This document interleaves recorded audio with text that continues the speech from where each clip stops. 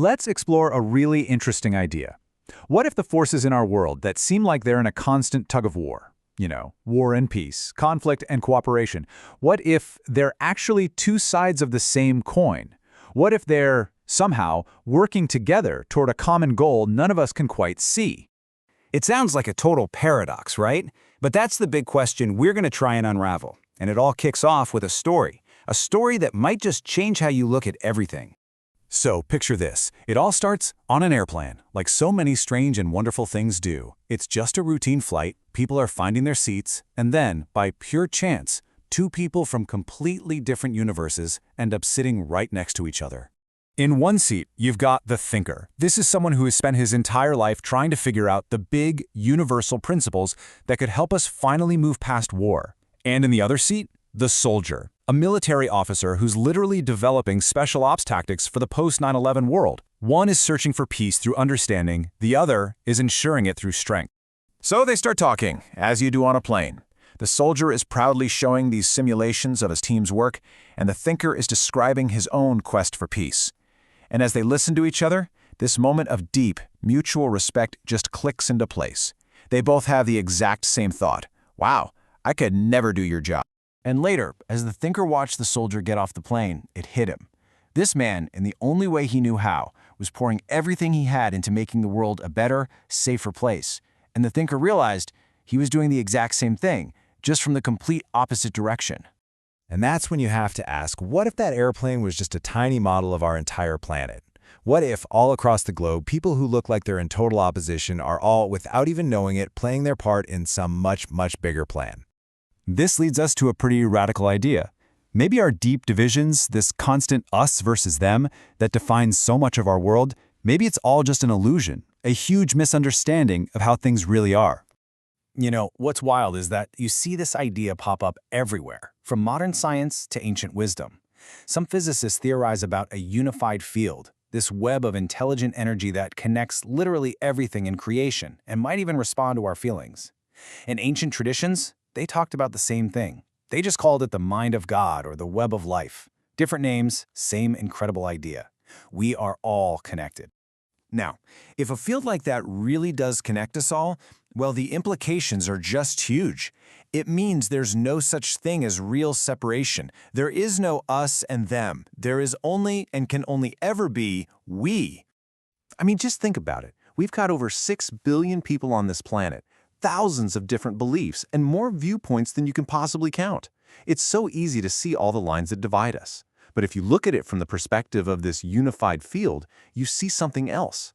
You see all that amazing, beautiful diversity existing inside one single unified whole. Okay, so how does this actually work in the real world?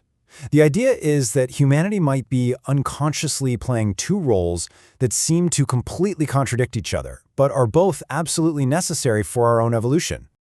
The best way to get your head around this is to look back at the Cold War.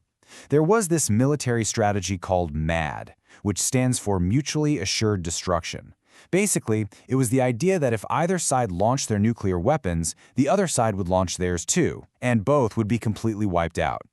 And let's just be real for a second. That sounds completely and utterly insane. A strategy that's built on the promise that if anyone starts a fight, everybody dies. It's literally the definition of madness. But here's the hidden genius of it. Because the threat was so terrifying, it created this powerful deterrent. That deterrence prevented an all-out global conflict. And what did that do? It bought us time.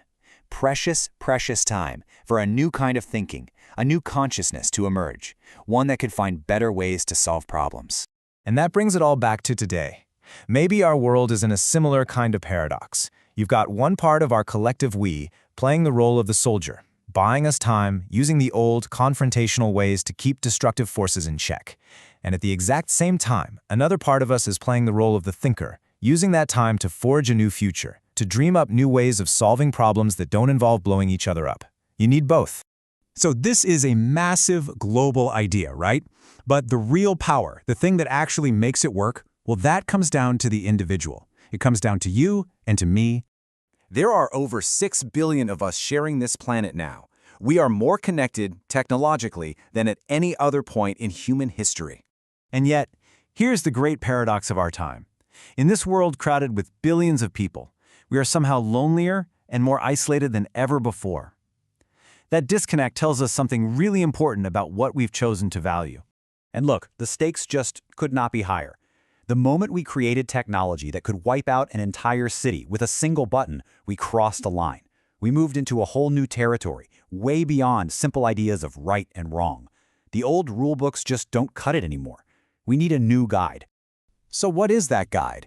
It's actually incredibly simple, but it's also unbelievably powerful. It's this. In every single choice we make, from technology to our relationships, we have to find a way to honor the principle of life itself. If we can just hold life sacred, we can't go too far wrong.